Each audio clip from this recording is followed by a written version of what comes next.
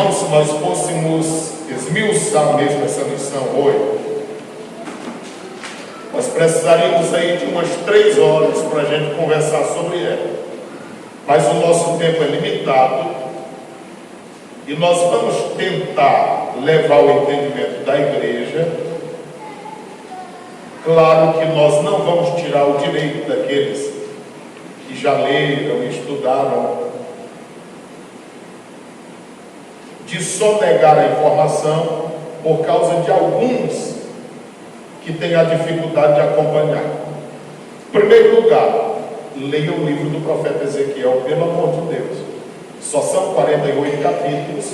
Se você ler 3 capítulos todo dia, em 16 dias você lerá todo o livro. 3 vezes 6, 18, 3 vezes 16, 48. Então, terá lido em 16 dias, lendo 3 capítulos diariamente. Leia um capítulo de manhã, um à tarde, outro à noite. E aí você vai pensando direitinho e organizando as ideias para que tenha um conhecimento do geral, do todo. O assunto da nossa lição é Ezequiel, o atalaia de Deus. O textuário nos diz: porque se anuncia o Evangelho, é Paulo quem fala, não tenho de que me gloriar, pois me é imposta essa obrigação, e ai de mim se não anunciar o Evangelho. 1 aos Coríntios 9,16, Paulo vê anunciar o Evangelho como algo que é necessidade. É assim que todos nós devemos ver também o anunciar o Evangelho. A verdade prática, olha só, além de guardar e cuidar, ou seja, todo atalaia ele tem a missão de guardar e cuidar. Mas além disso, tem a missão de anunciar tanto o julgamento divino como as boas novas. Porque você percebe que o problema da nossa geração, se o profeta chega e diz que Deus vai dar um carro, um casamento bom, um apartamento, esse é de Deus. Mas aí se o profeta chega e diz assim, vai te converter e toma vergonha, aí o povo diz, isso é do diabo. É duro demais. De forma que os profetas da atualidade, eles só querem dizer coisas boas, porque não querem sofrer a pena da mensagem dura. A leitura bíblica está em Ezequiel 3, 16 a 21, que diz: e sucedeu que ao fim dos 7 dias, possivelmente, esses 7 dias, fala de uma semana, que Ezequiel pode ter ficado doente, depois daquela visão que ele teve.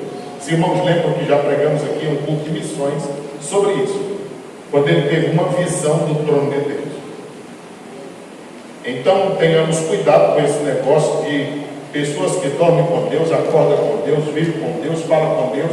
Deus só não manda eles congregar, nem ler a Bíblia, nem deixar de ser mentiroso, nem deixar de ser velhaco, nem deixar de se enrolar. Não manda eles frequentar a escola bíblica dominical, nem o culto de doutrina. Aí é complicado. A pessoa fala com Deus toda hora, todo dia, todo momento, e anda e para cima e para baixo, tranquilo. Ezequiel ficou por uma semana para se recuperar. Não foi diferente com Daniel. Daniel disse, eu pensei que estava de pé, eu já estava de 4 pés. O joelho e a mão no chão e eu não aguentava mais. João disse, eu caí logo. Quando fui olhar para ver quem falava comigo, aí foi quando eu acabei. Então o negócio não é assim simples. Esses dias que pregamos, um dos lugares onde mais nós temos sentido a presença de Deus e mais nós nos sentimos bem é aqui, nesse culto. Quantas vezes eu já não saí daqui com a minha carne trêmula? Parece que a carne quer soltar dos ossos. E quantas vezes eu não demorei tempo para dormir, chorando em lágrimas? Eu acredito que é o poder de Deus, porque é isso que nós estamos querendo, desejando, buscando. Então não é uma coisa assim me acordou 3 horas da manhã e eu parei à noite de estudar essa lição para poder assistir umas mensagens da escola bíblica que nós não fomos e estamos acompanhando. Hoje nós acordamos um pouco mais tarde, era antes de 6 horas, mas nós paramos de estudá-la já porque os olhos doem, a cabeça também, agora quase 5 horas. Então isso aqui não é tão simples assim. Essa lição é complexa, mas ela não vai fazer a gente fugir dela. Nós vamos encará-la e vamos estudá-la e vai ser uma bênção. Porque às vezes a gente coloca logo, não, o Ezequiel é difícil. É um dos livros que eu tenho dificuldade, sempre eu deixo para ler. Eu leio toda a Bíblia, eu leio ele por último. E o outro é o primeiro livro das crônicas, sempre tenho dificuldade. Mas às vezes também eu leio ele logo 2 vezes. Uma pela leitura que estou encerrando e a outra pela que eu já vou iniciar. Porque são os que eu tenho mais dificuldade, então eu leio 2 vezes de uma só vez. Bem, o segundo versículo 17 diz: Filho do homem, que é uma expressão dita a ele como ser humano, mas também Filho de Deus. Eu te dei por atalaia. Então veja que nós não somos nada a não ser uma dádiva divina ao povo. Irmão, quem se orgulhar do ofício que exerce é porque ainda não sabe o que está exercendo. Porque nem de nós somos mais. O Senhor disse que nós somos dele, ele dá para o povo. Eu te dei por atalaia sobre a casa de Israel, e tu da minha boca ouvirás a palavra e avisarás da minha parte. É impossível nós termos algo para oferecer ao povo se primeiro não ouvirmos de Deus. Então, antes de pregar a palavra de Deus, nós precisamos estar com Deus da palavra. 18. Quando eu disser ao ímpio, certamente morrerás, não avisando tu, não falando, para avisar o ímpio acerca do seu caminho ímpio, para salvar a sua vida, aquele ímpio morrerá na sua maldade, mas o seu sangue da tua mão o requererei. Irmão, lá fora, todos estão condenados à morte. O salário do pecado é a morte. E não há como trabalhar sem receber salário, porque é Deus quem diz. Se nós não anunciarmos àquele povo que eles estão sentenciados à morte, e eles morrerem sem que antes nós nos avisemos, o Senhor vai requerer de nós. O Senhor vai requerer de nós. Portanto, nós precisamos anunciar a palavra. Às vezes um crente sonha com alguém, o Espírito manda ele ir, ele não vai, aí no outro dia ele passa em frente à casa e está lá o caixão no meio da casa, aí diz: oh meu Deus, tomara que tentaram ter para ele se arrepender. Não, quem tem que se arrepender agora é você, de ter sido desobediente à voz de Deus e não ter ido anunciar. Para ele lá já era. Então fale logo, irmão, não perca nenhuma oportunidade. Fale de Cristo. 19. Mas se avisares o ímpio, e ele não se converter da sua impiedade e do seu mau caminho ímpio, ele morrerá na sua maldade, mas tu livrastes a tua alma. Irmão, a nossa função não é convencer ninguém e nem converter. Nós temos acompanhado alguns irmãos aqui com dificuldades na mente, que nós acabamos de falar. Por quê? Porque eles acham que a responsabilidade de salvar a família deles é eles. Não, irmão. A minha responsabilidade como crente é viver como crente, andar como crente, de forma que a pregação dos meus lábios seja confirmada com a vida que eu vivo, para que aqueles que estão em minha volta sejam atraídos, porque o meu discurso convence, mas a minha vida arrasta as pessoas, se eu viver de uma forma coerente com o que a Bíblia Sagrada diz. Então, a responsabilidade de convencer não é nossa. A gente diz aos irmãos: ó irmão, viva a vida cristã, pregue o evangelho, mas você não vai ter poder de convencer ninguém. Porque os irmãos se acarretam tanto: Silvio, mas a minha família está perdida. Sim, o que eu posso fazer? O que você pode fazer? Não é só orar e anunciar. Pronto, irmão. Não tem mais outra coisa a se fazer. Versículo 20. Semelhantemente, quando o justo se desviar da sua justiça, veja que há uma possibilidade de alguém sair daqui de dentro. Fizer maldade e eu puser diante dele um tropeço, não é que Deus vai causar um meio para fazer uma pessoa se arrebentar, mas é que naturalmente o ser humano é provado. Você leu em Gênesis 22, colocou o Senhor Abraão à prova. O mundo é cheio de obstáculos. Se nós não estivermos firmados em Deus, nós fracassaremos. Se nós estivermos firmados em Deus, até os obstáculos serão combustível para nós. E eu puser diante dele um tropeço e ele morrer, porque não avisando tu o seu pecado, morrerá. E suas justiças que praticara não virão em memória, mas o seu sangue da tua mão o requererei. É por isso que eu digo aos irmãos: o irmão pode ter estrela na testa. Se eu vir o irmão fazendo alguma coisa, se eu tiver consciência que está errado, eu vou lhe dizer. Você pode zangar, pode achar ruim, problema seu. A minha função é avisar. A minha função é alertar.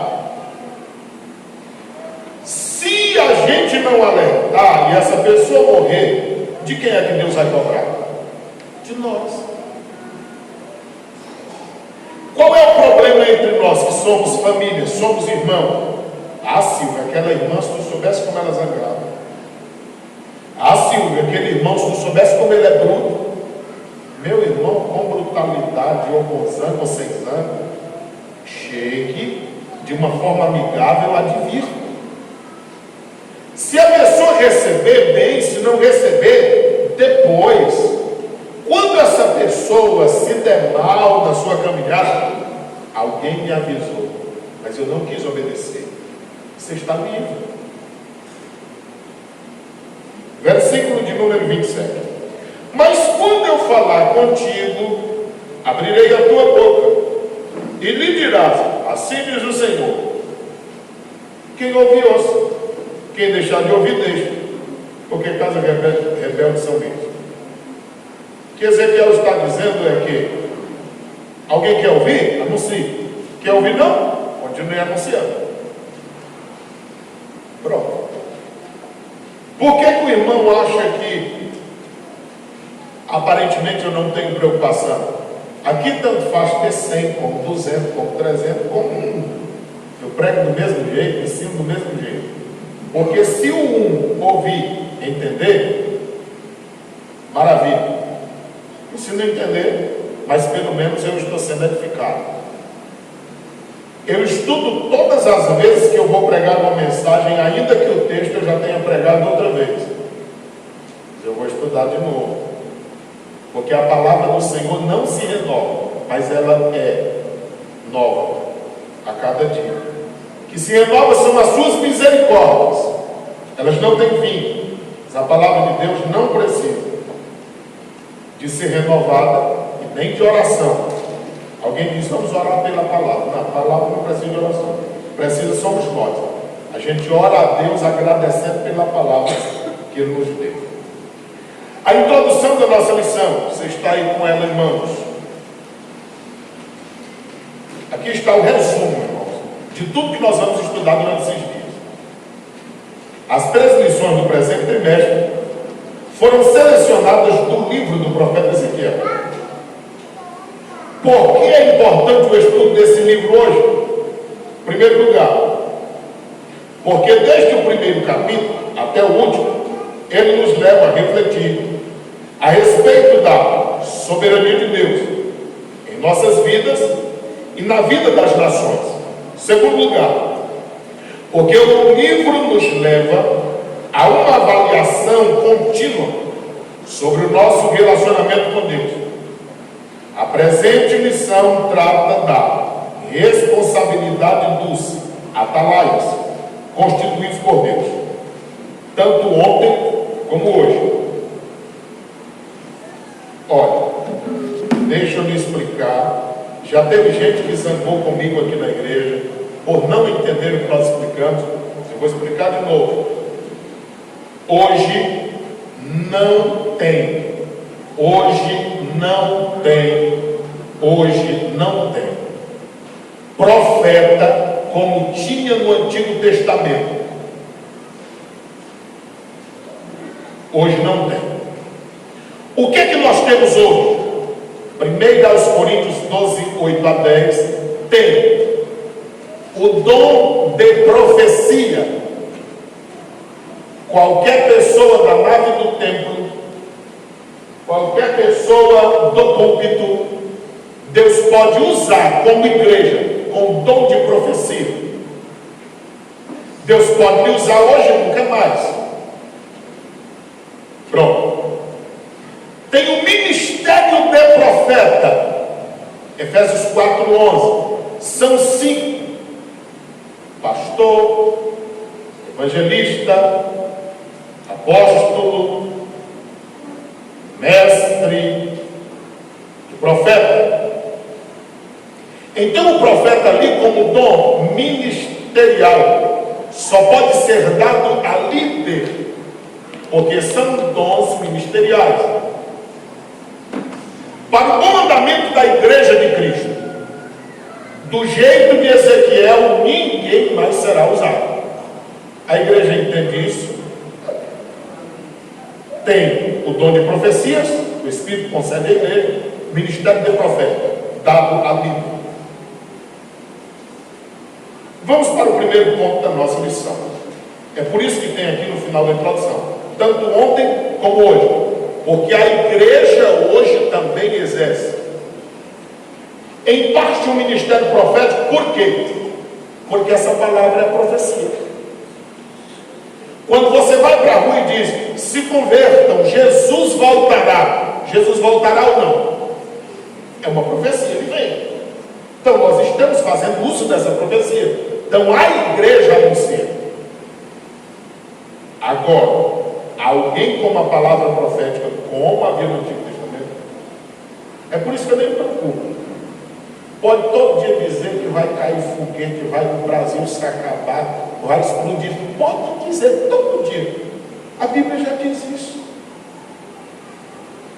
Pestes, terremotos, guerras em vários lugares, confusão, pai contra filho, filho contra pai. Eu vou estudar minha Bíblia, pregar minha Bíblia e pronto. Ah, mas eu tive uma visão essa noite no monte. Você pode ter 200 visões. Eu ouço todas elas. Eu ouço. Se você tiver uma visão comigo, um sonho comigo, pode contar. Conto, ouço, analiso. Eu tenho a Bíblia na mão e acredito que Deus fala. Agora isso não me apavora. Irmãos, o que eu mais quero é ver a Cristo. Se eu morrer hoje, vou me encontrar com Ele. Pronto. Você não acredita no céu, não? Acabou, irmão. Então, o nosso caminho é isso aí. Primeiro ponto da lição. O livro de Ezequiel antecipa a tradição apocalíptica das Escrituras. E pode ser dividido em 3 partes principais. A primeira está nos capítulos 1 a 24. E olha como nós vamos perder. Porque a lição, ela precisa ter limite. Então o autor estuda o livro de Ezequiel, vê o que é de mais importante daquela enxugada e coloca aqui o básico para a gente ter uma noção do todo. Mas essa lição, ela trabalha basicamente dos capítulos 1 ao 18, e aí para. E aí salta lá para 34. Da lição 7, ela pula para a lição 8, aí pula já para o 34. Do 18 vai para o 34. Olha aí o tanto que fica perto. E aí depois segue. Então veja só. Quem sabe se depois os irmãos quiserem, se a gente não estuda eles aí em alguns cursos. Bem, do capítulo 1 ao 24. A segunda parte, dos capítulos 25 a 32, que esse aqui nós também não estudaremos. Os 25 ao 32 não. E a terceira parte está lá do 33 ao 48. Qual é a primeira parte? São as profecias que foram entregues ao profeta antes da destruição da cidade de Jerusalém, do templo, e ocupa os primeiros 24 capítulos do livro. Nessa parte está a visão inaugural do ministério profético de Ezequiel. Está aí a referência, capítulo 1, versículos 1 a 3. Quando recebeu a visão da glória de Deus, está aí, capítulo 1, versículos 26 a 28. Foi essa visão que fez com que ele ficasse 7 dias depois para se recuperar. Os discursos dessa primeira parte do livro são predominantes, de ameaças e juízos. Eu vou pregar numa festa agora, no mês que segue aí a pessoa coloca lá, o fim vem sobre os 4 cantos da terra. Só que isso aqui já foi. Eu sei que as pessoas lá estão querendo que eu fale sobre o arrebatamento da igreja, mas quando você olha para esse texto sagrado, era para eles lá e já passou. Claro, eu vou explicar o que a Bíblia queria dizer naquele sistema e depois vou falar sobre o arrebatamento, que eu sei que é isso que os irmãos querem ouvir e eles têm a intenção de ouvir. Todavia, aqui não está falando do arrebatamento. É uma das coisas fascinantes da profecia bíblica, é você ler e saber em que tempo ela se aplica. Porque às vezes nós estamos utilizando, não há nenhum pecado nisso, mas às vezes de forma errada. É bom que nós façamos uso da forma correta, dizendo o que a Bíblia diz, para que tempo estava escrito e para quem, e depois nós fazemos uma aplicação à nossa realidade. Veja só, contra a prostituição, a idolatria do povo. E essas ameaças de juízo eram contra essa situação. Veja só, a mensagem traz também uma série de advertências aos falsos profetas, aos reis de Judá e aos sacerdotes. Observe que o povo, o Senhor chama a atenção, mas muito especialmente os profetas eram os responsáveis pela mensagem, os reis responsáveis pela liderança e os sacerdotes responsáveis pela intercessão. E olha que Ezequiel provavelmente eram os dois, profeta e sacerdote. Segunda parte. Depois dos pronunciamentos de juízos contra Judá, Israel, veja só, Judá, reino do sul, Israel, reino do norte. Estudamos aqui no período de pandemia sobre o cativeiro de Israel.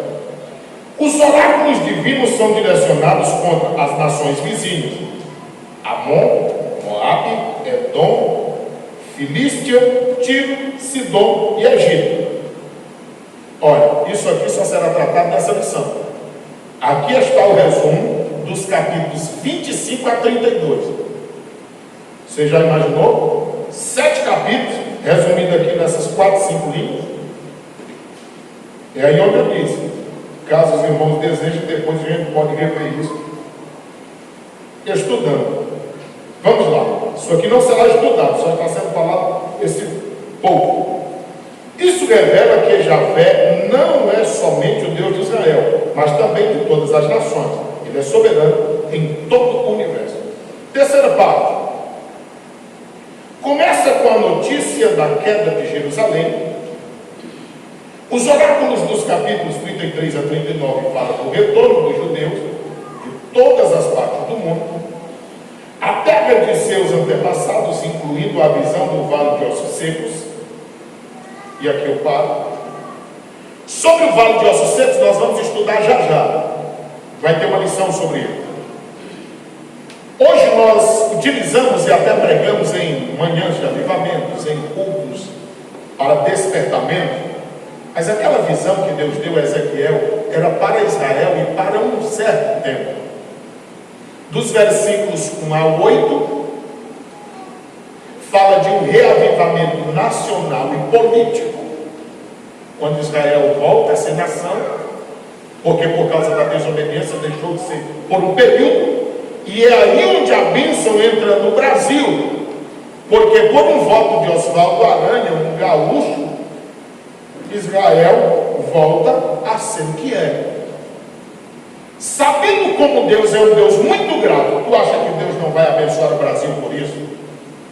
Ora, se o Salmo 122, 6 diz: você quer bênção de Deus na vida? Ore pela paz de Israel.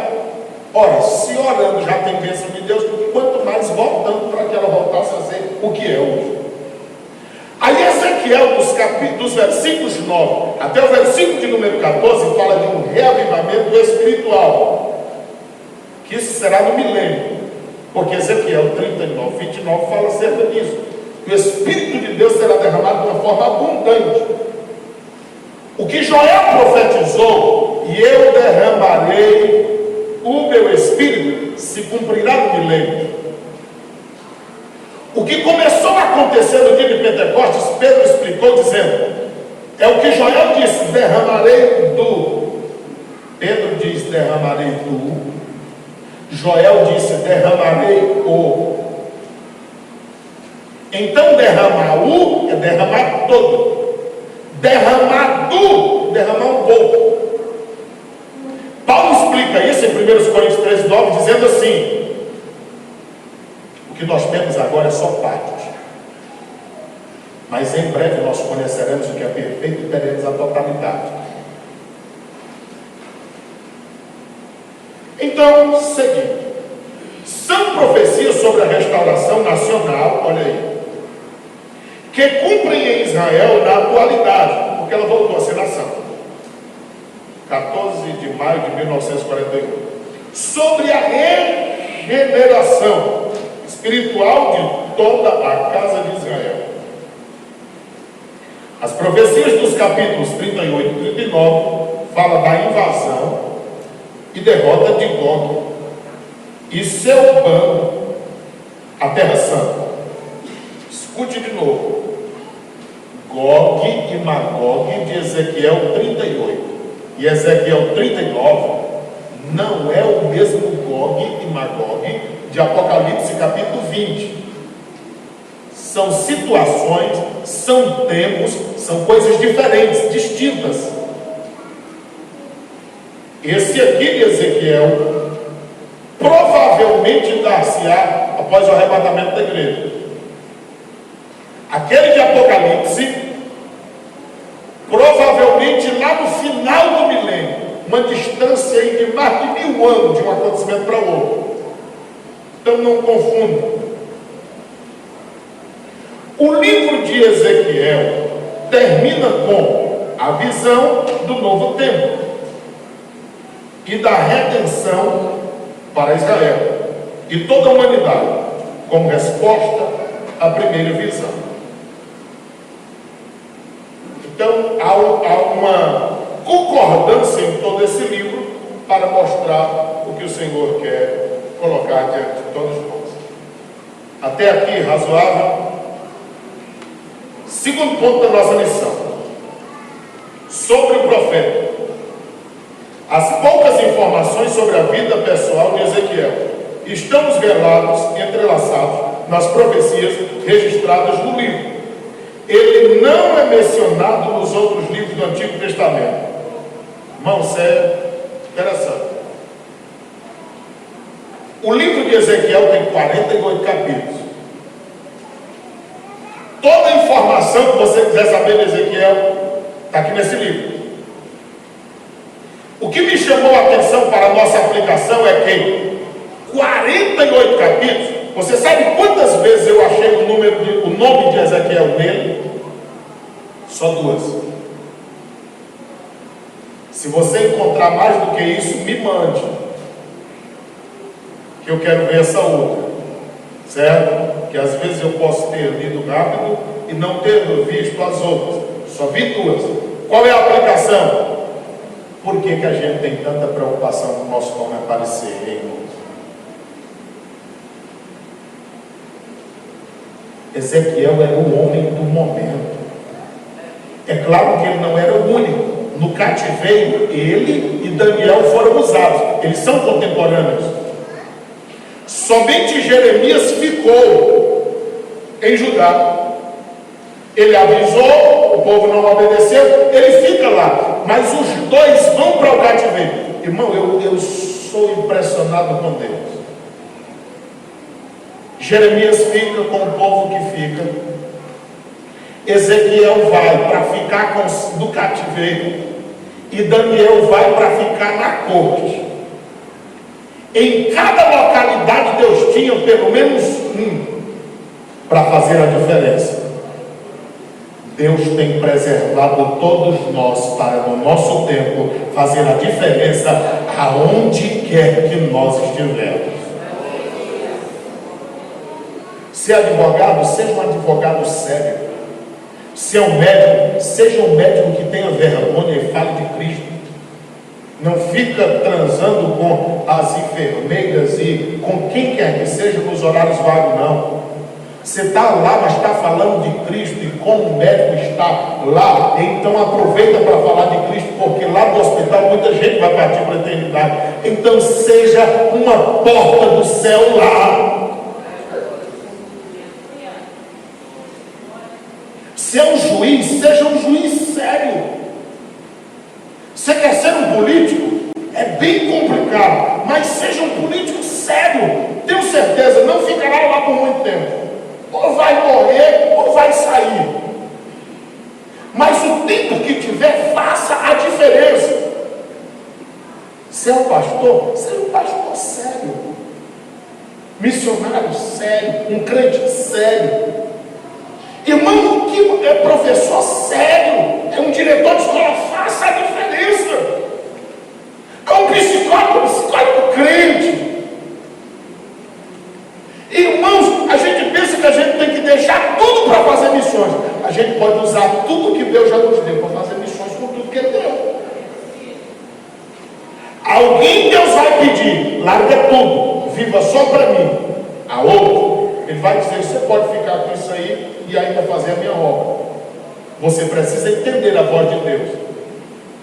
Porque a bênção de Deus está em saber a vontade de Deus, obedecer a vontade de Deus e viver a vontade de Deus.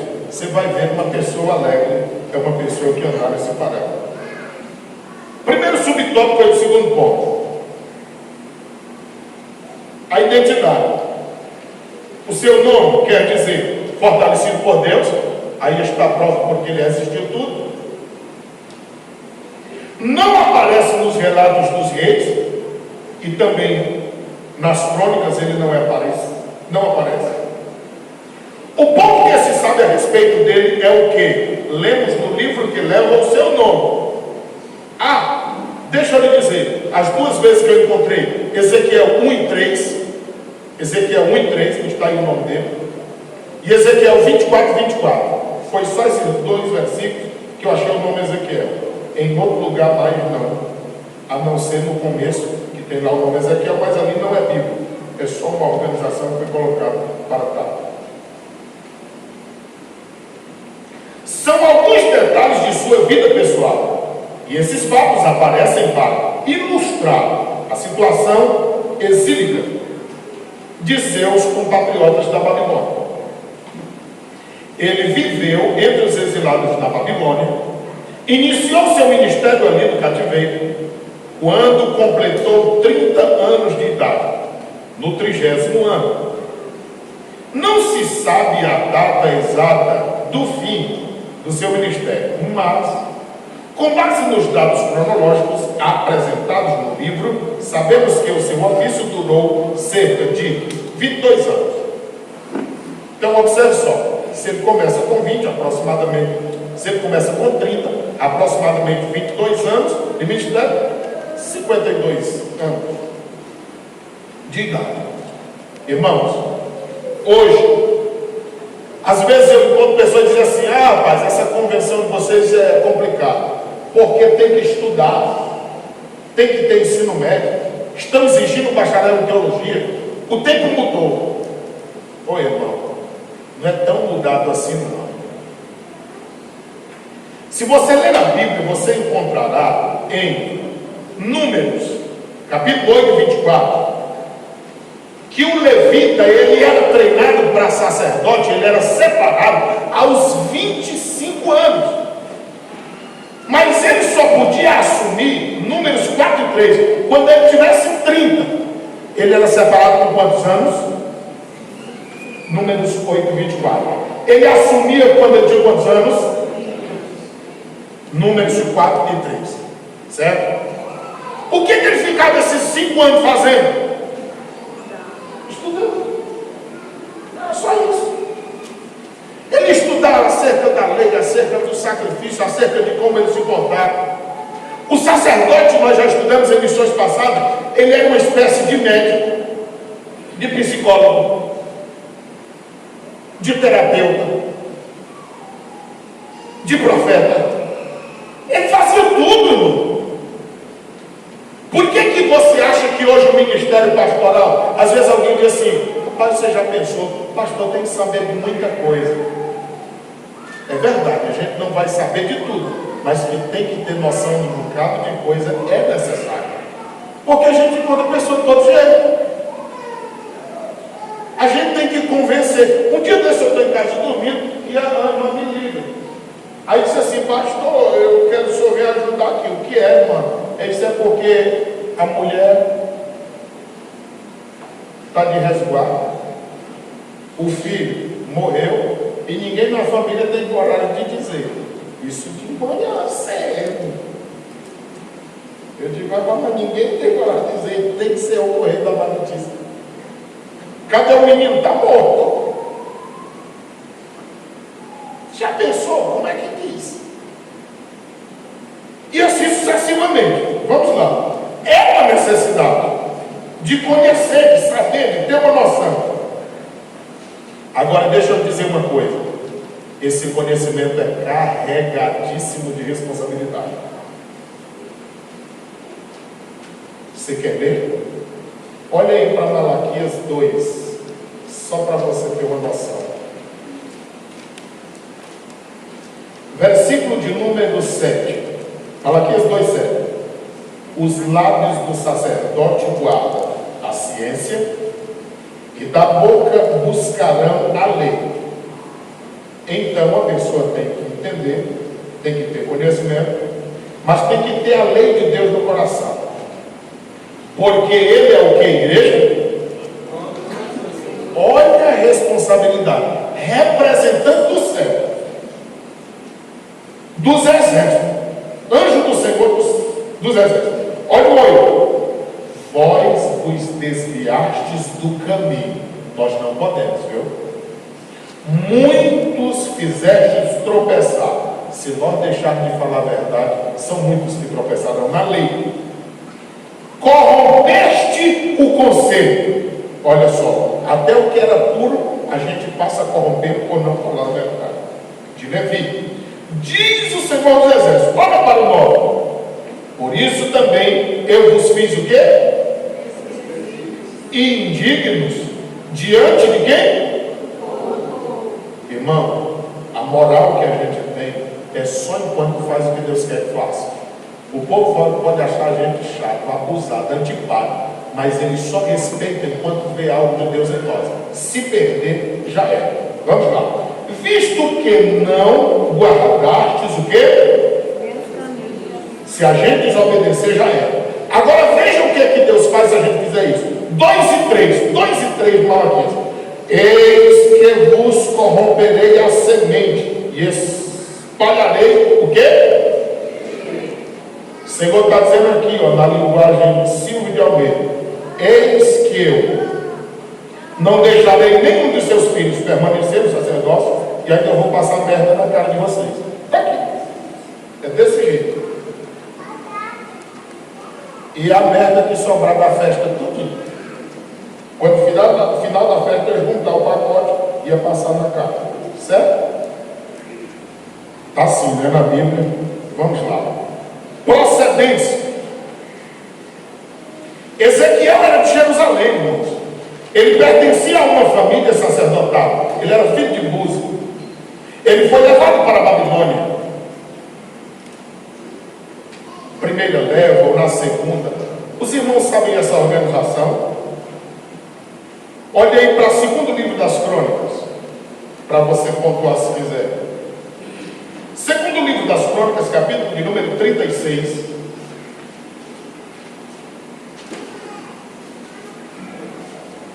Segundo livro das Crônicas, 36. A primeira leva está aí, ó, versículos 5 a 8. A primeira leva. Segundo livro das Crônicas, 36, 5 a 8. Primeira leva. Aí aproximadamente 606. É a mesma que acontece em Daniel 1, 1 a 2. Segunda leva. Está dos versículos 9 até o versículo 16. Segunda leva, do versículo 9 ao 16. Nós não temos tempo de ler agora. Foi aproximadamente 597 a.C.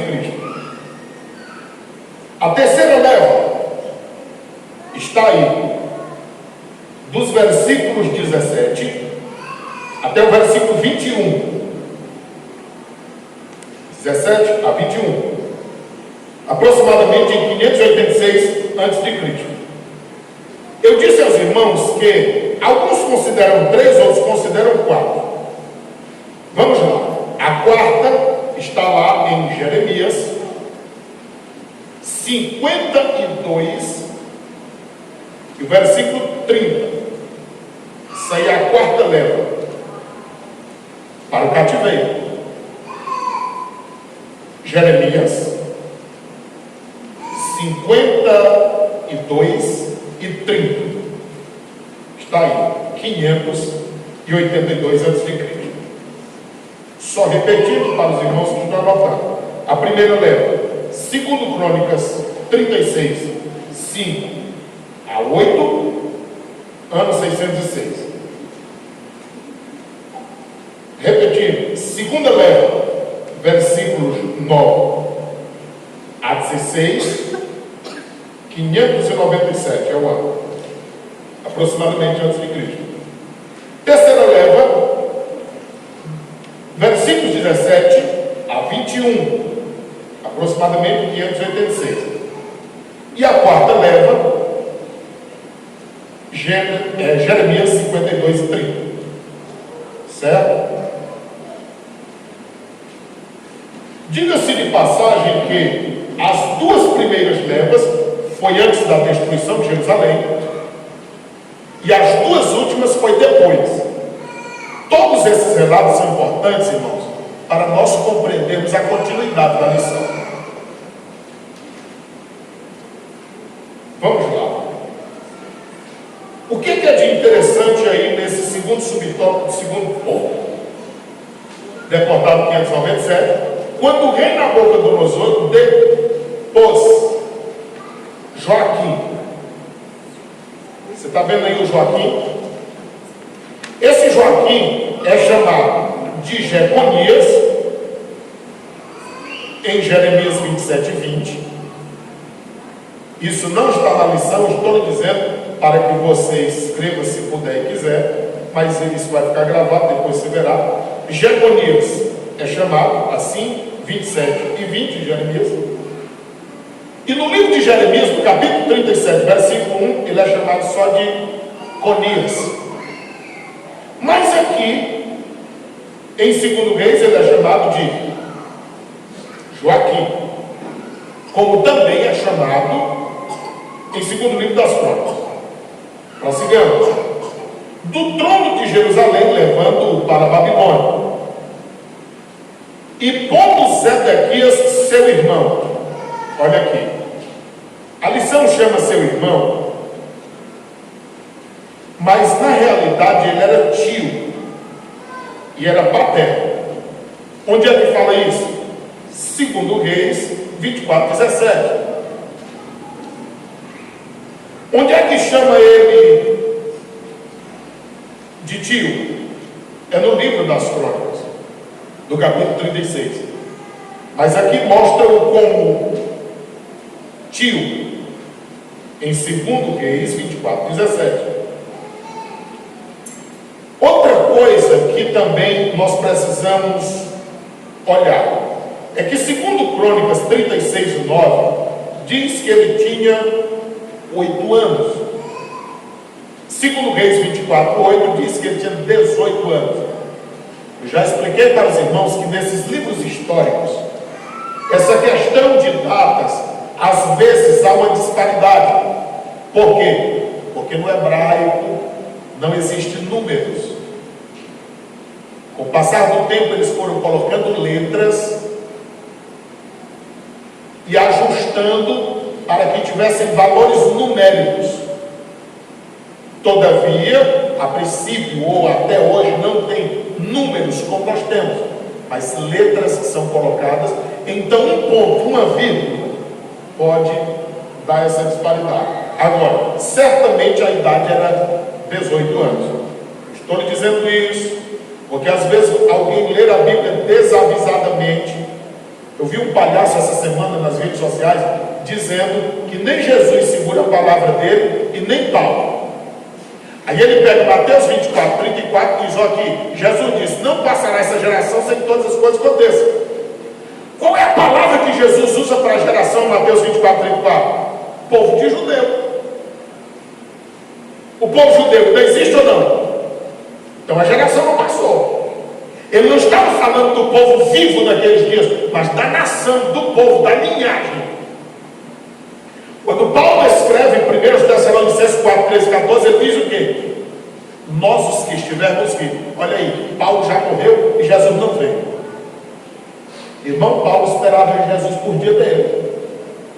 Você está esperando Jesus hoje, sim ou não? Pronto. Então, se nós estamos pregando, nós dizemos: Jesus vier hoje, nós vamos. Nós os que estamos vivos. Quem está morto vai pregar? Nós que estamos vivos? Não. Nem falar, fala. Quem fala, nós estamos vivos. Aí a pessoa joga isso nas redes sociais, um bocado de besta, até do nosso meio diz: ei, pastor, viu o negócio? Sei não. A Bíblia. Então, isso é sério. Aí, ó, o povo acha que quem está nas redes sociais sabe de tudo. Aí ele passa a desvalorizar o pastor dele. É aí o porquê de muitas pessoas se desviarem quando chegam nas faculdades. Por quê? Ele vai lá, pega 3 aulas com um cético, um ateu, até satanista às vezes. Eu tive um professor na faculdade de teologia que ele falava por demônio na hora que ele entrava na sala. Ele chegou para mim e disse: tu é crente, né? Eu disse: sou. Ele disse: pô, eu fui avisado que tu é crente. Quem foi avisar? O canto. Toda vez que ele entrava, ele ia no canto da sala e ficava. Aí depois ele levantava para olhar assim. Aí um dia, fazendo uma pesquisa de campo, quando entraram no salão de macumba, lá estava o elemento, baiano e batendo tambor. Professor de teologia.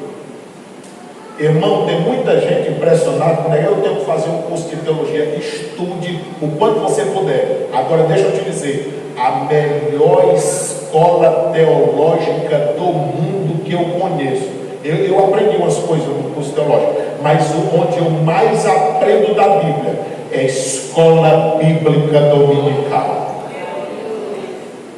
Se você perguntar para todos esses escritores da CPAD, aonde vocês tiveram maior loja de conhecimento bíblico? Escola Bíblica Dominical. Vai perguntar. Você vê o pastor Osiel Gomes aí nas redes sociais, vai ver que é o pastor Osiel Gomes, filho do pastor Raimundo Bené. Pastor aqui do lado da pedra, pastor de Coratá, pastor lá perto de onde nós moramos um bom tempo, Passagem Franca. Nascido e criado dentro de Buriti Bravo, né? Buriti Bravo. Lá, então, irmão, é aqui que aprende. Mas aí, ó, olha aqui, se fosse o culto da família, teria mais gente. Mas o pastor avisou que era escola dominical aí, ó. Olha os obreiros. Você entende isso? O que é isso? É uma luta do adversário contra o conhecimento. Porque o que a Bíblia diz em Isaías 5:13? O meu povo foi levado cativo porque não conhecia Deus. Irmão, o conhecimento, ele é libertador. Alguém diz: eu quero ser não existe maior avivamento do que esse que está acontecendo agora.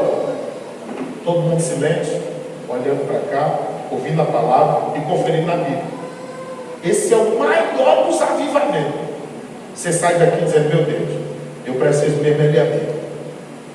Aí você deita e diz, meu Deus, e Ezequiel vai ter esse negócio todo, hoje foi só uma aula, e as outras, falta 12. Você termina acordando, falando em língua de madrugada. Amanhece dizendo, meu Deus, aquela, eita Ezequiel. Irmão, é isso aí, avivamento. Eu choro lendo a Bíblia. Eu falo em língua lendo a Bíblia. Eu me alegro lendo a Bíblia. Avivamento é você olhar para a Bíblia e querer fazer parte. Você saber que aqui não é apenas uma história no papel, mas que é algo vivo. A palavra é viva e eficaz, mais penetrante.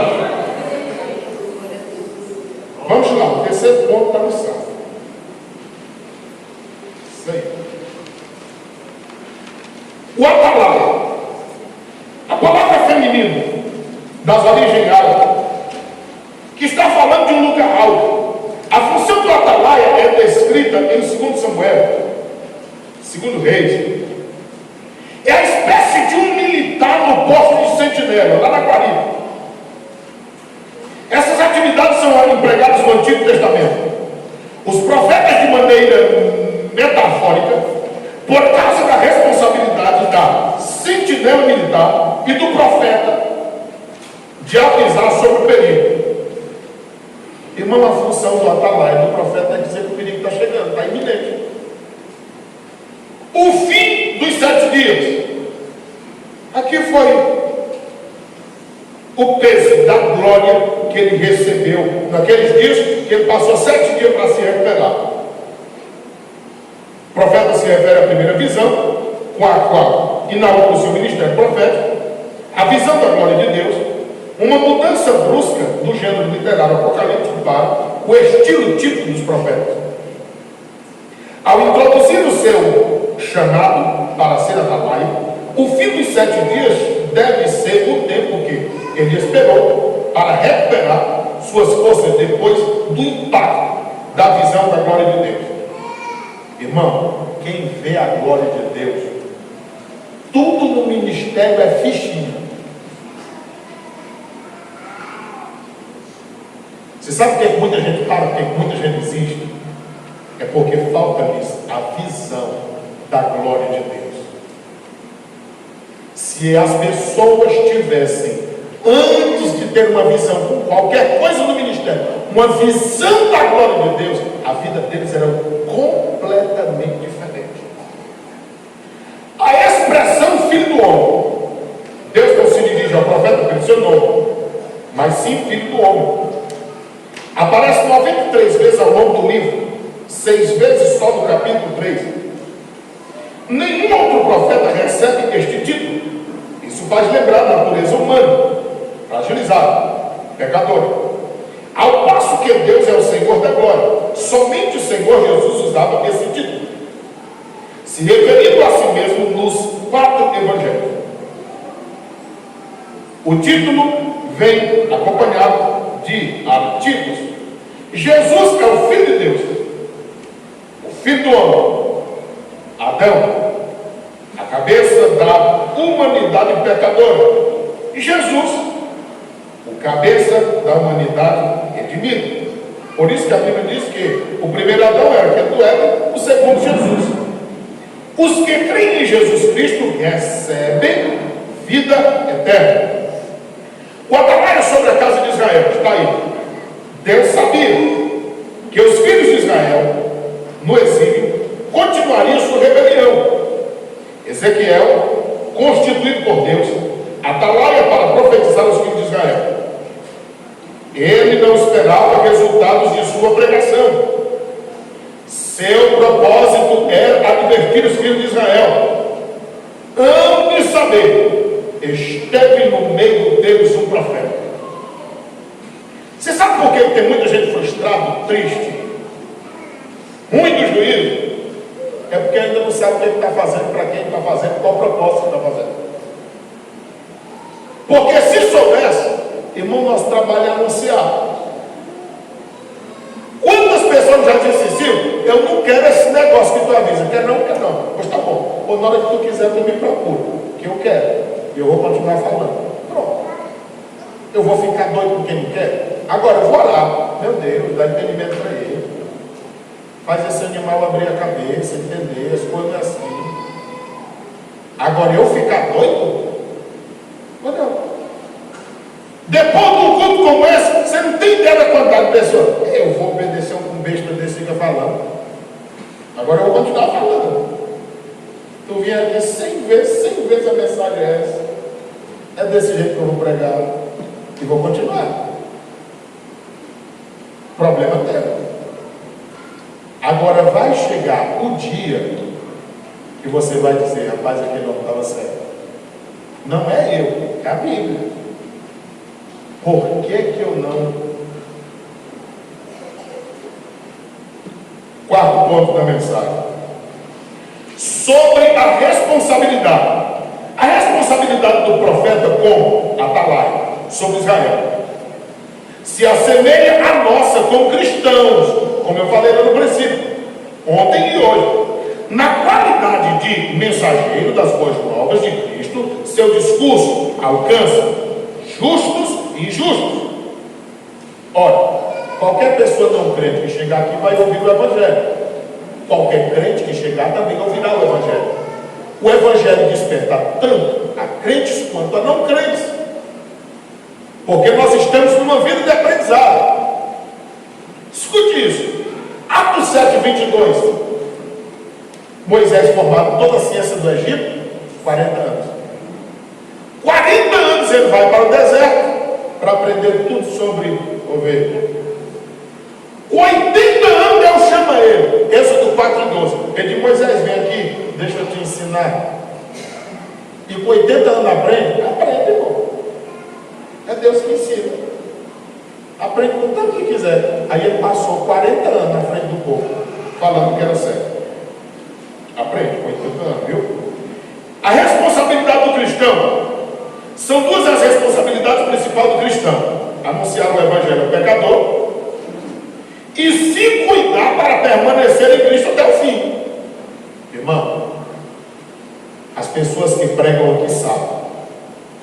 Tudo que você prega hoje, ou você já foi testado ontem, antes, ou você será testado amanhã, depois. Quando você vê alguém, eu quero pregar, eu ando zangado, porque ninguém me dá oportunidade. É só um besta. Você não tem noção do peso que é. Eu estou falando de pregar, não estou falando de falar besteira, não. Porque tem muita gente que acha que ler um versículo, fechar a Bíblia e ficar falando linguagem é pregar. Não, isso não é pregar, não. Você vai lá, é linguagem. Eu estou te falando de tu abrir a Bíblia, mostrar por A mais B o que é e o que não é, levando o povo a servir a Deus de verdade. Porque aqui, ó, você nota que Ezequiel colocou o texto no primeiro tópico.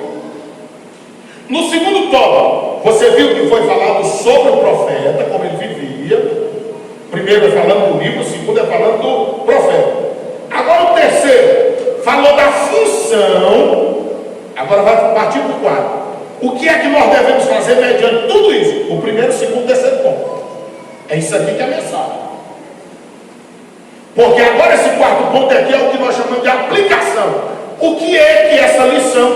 Porque se eu ficar isso aqui, o tempo histórico, o tempo de Ezequiel, o tempo da... Pronto, ficou para lá. E aí? Qual a vantagem de eu aprender isso? Agora vamos ver. Aí eu entro na lição agora. É o quarto. Agora nós entramos dentro da lição. A responsabilidade do principal do crente é, além de anunciar, tu tem que anunciar. Todo mundo aqui tem que pregar agora. Você pode não pregar com o microfone na mão, mas para o teu vizinho, para a tua vizinha, para os teus parentes, tu tem que anunciar.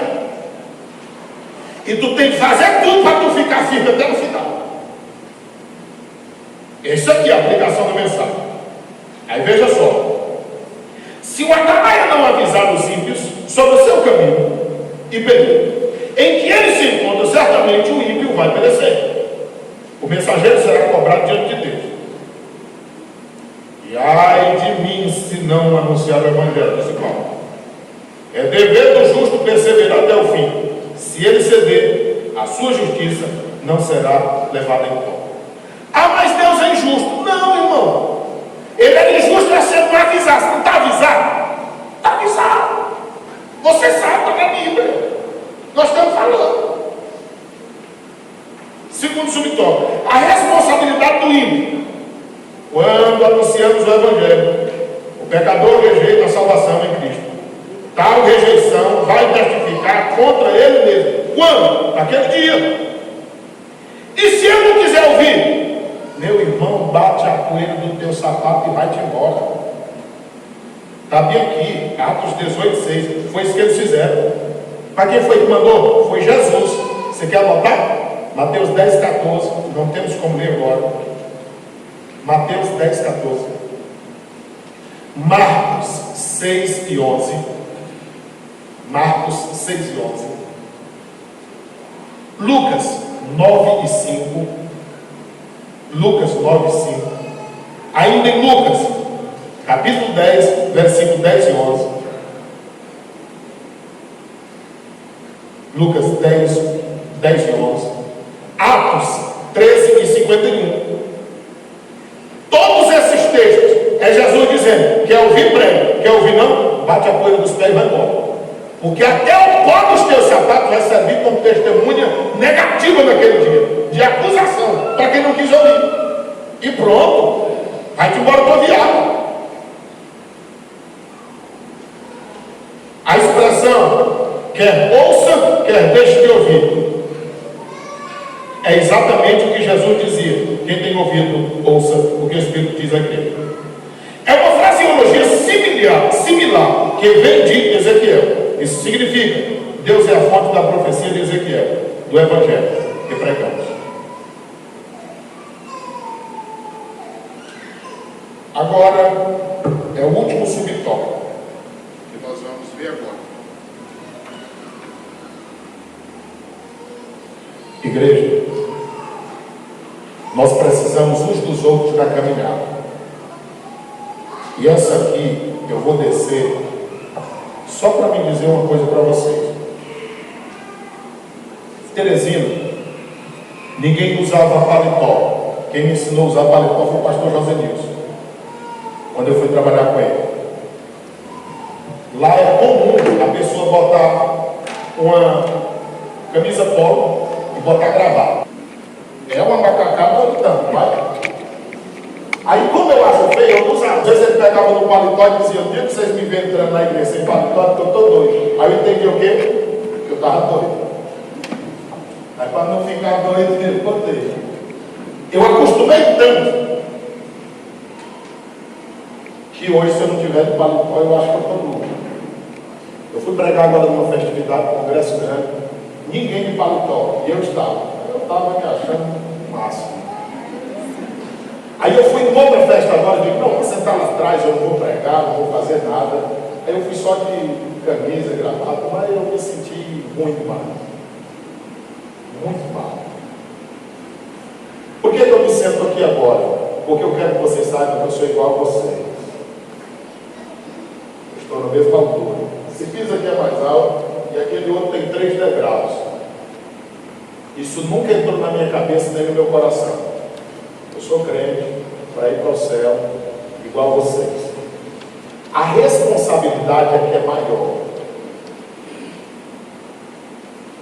Porque o último ponto da lição diz assim: quando o justo se desviar, precisa igualmente ser o quê? Irmãos, do jeito que eu faço com vocês, se vocês me virem sair do prumo, pode me dizer, eu vou ser grato. A irmã me ligou e disse assim: você aceita um conselho como mãe, como avó? O irmão chega comigo fora ali, na hora que eu venho chegando, diz assim: ah, eu não estou atrasado não, estou chegando junto, o pastor Silvio está. É porque eu também estou atrasado. Eu não gosto de chegar na igreja quando alguém já chegou. Agora, isso é mesmo. Nas igrejas que ele dirigia, tinha culto de segunda a domingo. Todo culto começava às 6 horas, oração até 6h30, de 6h30 até 7, estudava um tópico da revista. Até domingo, estudava toda a revista durante a semana. Essas eram as minhas férias, de dezembro a março. Lá na minha casa, quando é 5 horas da tarde, a mamãe disse, está na hora de se arrumar, o culto está começando. 5 horas. 6 horas a mamãe perna para quem tu quer, e ela levava todo mundo. Eu tenho 7 tios, 5 deles são músicos. 6 horas. Os instrumentos estão ligados, afinados, e eles tocando. Os homens têm fome para tocar? Não. É o que Deus deu para fazer. Fazem com excelência. Só tem 2 que não tocam. Tem 3 tias que cantam. Você entende? Essa foi a minha escola. Nada disso entra na minha cabeça para mim. Eu sou um menino, a minha família me chama de maninho, lá na igreja me chama de irmão maninho. Para mim eu sou o irmão maninho, que senta no meio deles e prega a palavra, mas todos eles me respeitam. Até os pastores que lá passam. O pastor que nos pastoreou por mais tempo, ele diz quando eu vou pregar lá, se nós fôssemos falar numa linguagem de quartel, o Silvio seria o general, porque é o maior escalão do Exército Brasileiro. E nós seríamos os soldados. Diz ele. Esse mesmo princípio na fé cristã significa que temos responsabilidade diante de Deus por aquele irmão e aquela irmã que estão se esfriando na fé, ou que se afastaram dos cultos, principalmente na época do isolamento social. Isso pode levá-los ao completo desvio. E dever nosso cuidar uns dos outros na igreja. A mamãe Tejane, a primeira festividade que nós fomos pregar em Panorama, ela disse assim, Silvio, não faça igual esses pregadores, chegar na metade do culto, chega cedo, participa do hino da harpa, da mensagem. Eu digo, tá bom. Era tudo que eu já fazia antes, mas para mim foi uma leve. Parece que todo dia eu ouço ela dizer essa história. Você não sabe. A primeira vez que eu fui pregar, a Laísa mexendo no teclado na hora que eu estava pregando. Chamei a atenção logo da filha do pastor. A mamata, depois do culto, me agradeceu e disse, ô Senhor, mas não está me ajudando tanto. Eu já falei tanto para aquela menina, mas ela não sabe até então, pois chegou o dia dela. Eu chamei a atenção do Felipe bem ali. A Marcelinho pegou aqui do lado, nós olhamos só, se ele mudar, se ele olhar para você com a cara ruim, pode dizer para nós, que nós resolvemos o negócio. Por que eu digo isso? Irmão, pastor de verdade, como pai e mamãe de verdade, eles nunca vão querer nada de ruim para o crente. Tudo que nós dissermos aos irmãos é na intenção de ver Cristo na vida dos irmãos e da gente subir junto para o céu. Eu sei que a gente é mal compreendido, os pais não compreendem, não entendem. Hoje o diretor da escola disse assim, quero que você vá falar sobre a Bíblia, lá no colégio, ensinar como é que cria filho. Porque o povo não está sabendo criar. Mas é segundo a Bíblia. E aí você vai pregar e vai cantar. Você já pensou? Por que aqui a gente não quer aprender? Se lá eles estão pedindo. Aí ele diz mais aqui assim, a nossa preocupação não é somente com o pecador ignorante, mas também com as ovelhas que se desgarraram do rebanho. Tem gente que diz assim, já teve dirigente de congregação, diz assim, se eu não convido crente para ir para a igreja não, e a papai é diferente de mim, eu não convido a cão. Mais crente, quanto mais crente é melhor. E eu convido crente e descrente, eu convido a tudo. Agora o cão não. Aí não, não convido não, porque ele sabe que tem que ir. Irmão, ele sabe que tem que ir, mas nós somos seres humanos. Tem dia que você não tem força, tem dia que a sua força está minada, tem dia que você está um carro. Ou nunca aconteceu isso com você? Tem o que mais tem um dia que você quer. Se alguém dissesse para mim que Jesus salva, cura, batismo no Espírito Santo, e tu não sabe, sei, mas quem ouviu? Sim. O salmista, Salmo 122, parece que ele nem ia para o culto daquele dia. Rapaz, vamos para a igreja, é culto. Aí se alegrei quando me disseram, vamos à casa do Senhor. Ele não precisou chegar lá, só precisou receber o convite. Irmão, veja quem foi que faltou hoje, olha para o seu lado, olha para o outro. Irmão, veja quem foi, quem é que não está vindo para a escola dominical. Confide, irmão. Não é dever só do pastor, não, é seu, é nosso. Aqui é a igreja, irmão. Se você vir alguém errar, mas aquele irmão não vai aceitar, aquele irmão não vai aceitar. Deixa ele não aceitar, fale você. A conclusão da nossa lição diz assim: o nosso compromisso diante de Deus é pregar o Evangelho, não converter as pessoas. Pois quem converte ao Espírito Santo, o Senhor mandou-nos pregar a palavra, como Deus falou ao profeta. Quem quer ouçam, quer deixem de ouvir. Continue anunciando a mensagem. É o que devemos fazer com oração, guiados pelo Espírito Santo. Irmãos, os nossos pioneiros, eles vinham de uma região fria, e eles chegaram aqui de paletó, gravado, terra. O povo aqui achou bonito que até mil, só que aqui é quente. Mas não é bonito? Todo mundo já acostumou. Você sabia que bem aqui perto de nós tem uma igreja que diz assim: nós queríamos só que o nosso pastor se vestisse como pastor. Não precisava mais nada não. Você já pensou nisso? Da angústia daquele povo? Nós queríamos só que ele se vestisse como pastor.